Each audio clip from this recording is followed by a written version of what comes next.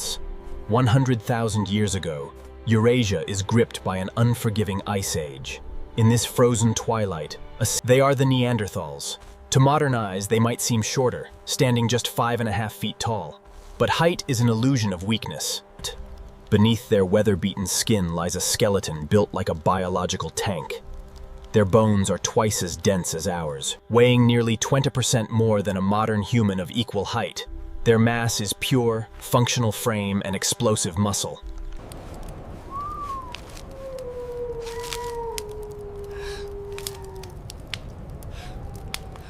To fuel these immense bodies in the bitter cold, their internal engine must burn at a staggering rate, demanding up to 6,000 calories a day. Survival requires every asset, including their faces. Evolution has gifted them a unique third hand, their own jaws.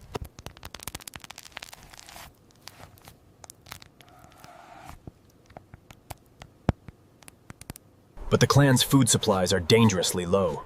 The harsh winter has driven the migratory herds away, leaving only the most dangerous residents of the valley.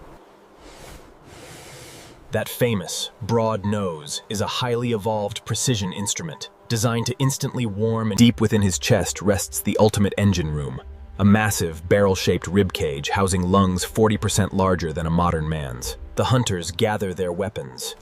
They do not carry light, aerodynamic spears built for throwing from afar.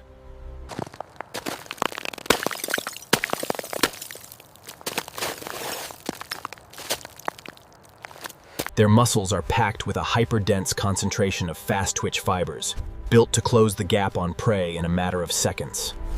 Guiding this physical power is an immense brain, 30% larger than the modern average, giving them hyper-sharp senses and unparalleled spatial awareness.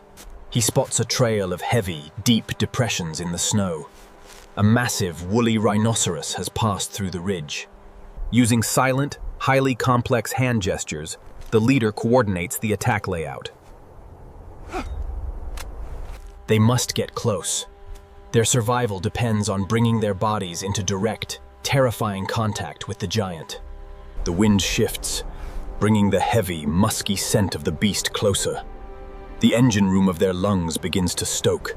The Megafauna emerges. The peace of the valley is about to be shattered by an act of primal survival. The gap closes to less than 10 feet. The fast-twitch muscle fibers in the Neanderthal's legs ignite with explosive energy. He does not throw his weapon.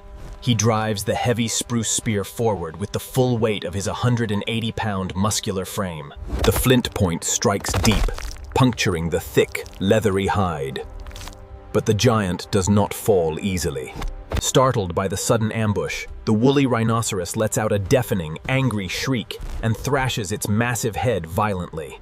The second hunter lunges forward, targeting the neck, anchoring his dense skeleton into the frozen mud to resist the beast's counterforce. The sheer architecture of their bones allows them to shift loads and absorb impacts that would shatter a modern human frame. The rhino turns on the fallen hunter, its giant horn lowering for a fatal gore. But the leader refuses to let the mountain claim his brother. He lunges directly at the beast's face to divert the threat. The distraction works, but the rhino's massive head swings sideways, catching the leader with a brutal, crushing blow to the chest. He collapses into the crimson-stained snow. The rhinoceros, bleeding heavily from its wounds, chooses to flee rather than... In the world of the Neanderthal, severe injury is not a death sentence. It is a baseline of existence. Up to 94% of Neanderthal remains show signs of severe, fully healed physical trauma. They are a species that refuses to break. Without modern medicine, they rely on the ultimate evolutionary advantage: absolute communal compassion.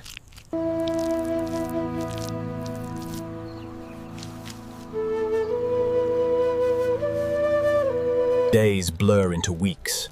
The leader remains incapacitated, completely dependent on the food gathered by the rest of the tribe. Their large, highly developed brains process the situation not with primitive indifference, but with deep emotional understanding. The bones are knitting together. The density of his frame, coupled with the unyielding care of his clan, has...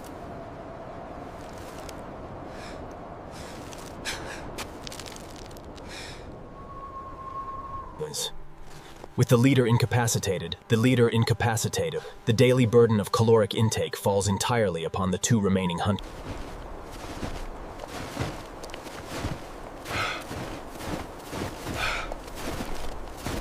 Hours of tracking yield nothing but frozen earth. Their massive, wide noses inhale only the scent of frost and dying vegetation.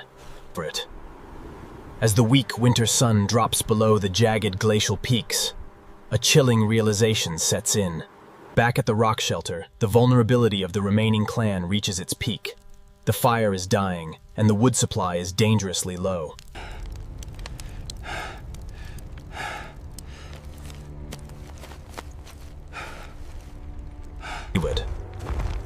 Outside, in the absolute darkness of the blizzard, a massive shadow emerges from the tree line. The beast moves with absolute stealth, utilizing the howling wind to mask its approach.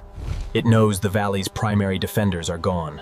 Inside, the Southeast Asian leader uses a sharp throat click to awaken the Southeast Asian mother. He points urgently toward the narrow entrance of the cave. The mother grips a heavy, fire-hardened wooden digging stick, the only weapon left. At the threshold of the cave, the massive head of the cave lion fractures the firelight. Its nostrils flare, locking onto the smell of vulnerable prey. The Middle Eastern female leader, unable to stand fully, uses her functional left arm to lift a burning branch from the hearth, thrusting it into the darkness of the Middle East. The lion recoils slightly from the heat, but hunger drives it forward. It lashes out with a massive clawed paw. Darkness reassures the predator. The lion lunges forward, targeting the mother at the center of the shelter. But the mother does not run. She drives the charred wooden point directly into the animal's shoulder, using the beast's own momentum against it. The force of the impact hurls the African-American mother against the rocky floor. The African thrashes violently. Snap out in the blizzard, the two returning African-American male hunters hear the echoes of the roar bouncing off the canyon walls. Panic ignites their fast-twitch muscles. They run with absolute disregard for their own safety, their short, dense leg bones pushing off the slick rocks, driven by the primal urge to protect their family. But inside the cave, the injured spotted cave lion turns back, its rage now matching its hunger. It prepares. From the shadows of the cave floor, the broken leader moves. He cannot stand, but his massive, muscular frame allows him to drag himself forward with terrifying speed. With the explosive, raw strength that denies his species, the muscular Middle Eastern male leader pulls backward, tearing the massive cat away from the mother. The lion twists around in a frenzy, its claws raking across the leader's uninjured thigh, leaving deep, crimson gashes.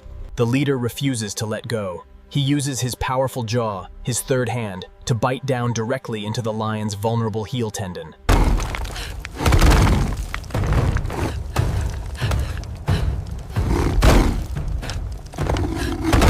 Sudden, blinding light erupts at the cave entrance. The hunters have arrived. Seeing the reinforcement, the injured, bleeding cave lion realizes the trap has turned. It violently wrenches its leg free and bolts toward the exit. The hunters do not pursue the beast into the storm. In the prehistoric world, an unnecessary chase in the dark is a fatal mistake. The shelter is saved, but the cost is etched into the stone. The tribe is bleeding, freezing, and entirely without food.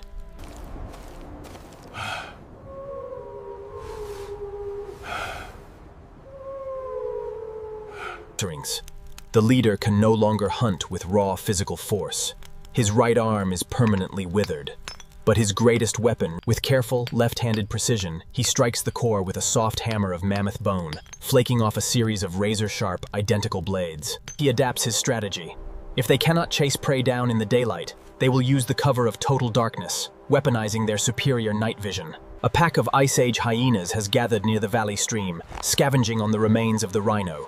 They pose a direct threat to the clan's territory. The Neanderthals move down the slope in absolute darkness. While modern humans would be blinded, the Neanderthals see the terrain in sharp shades of blue and gray. The leader coordinates an encirclement, using a complex system of low-frequency throat clicks that mimic the ambient cracking of glacial ice.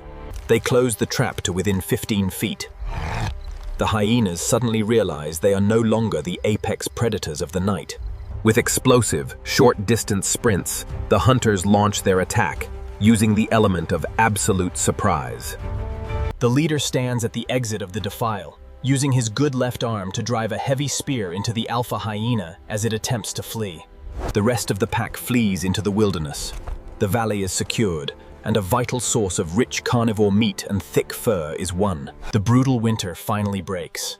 The golden sun of spring cuts through the heavy glacial clouds, bathing the valley in new life. The clan stands outside their rock shelter, their bodies scarred, but their numbers fully intact. They were not primitive failures. They were a magnificent, superhuman branch of our family tree that thrived for hundreds of thousands of years. In time, the changing climate and the arrival of modern humans would cause their physical form to vanish from the valleys.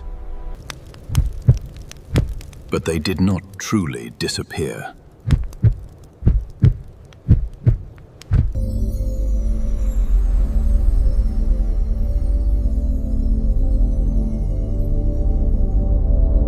Their resilience, their intelligence, and their capacity to survive the impossible are part of your own inheritance.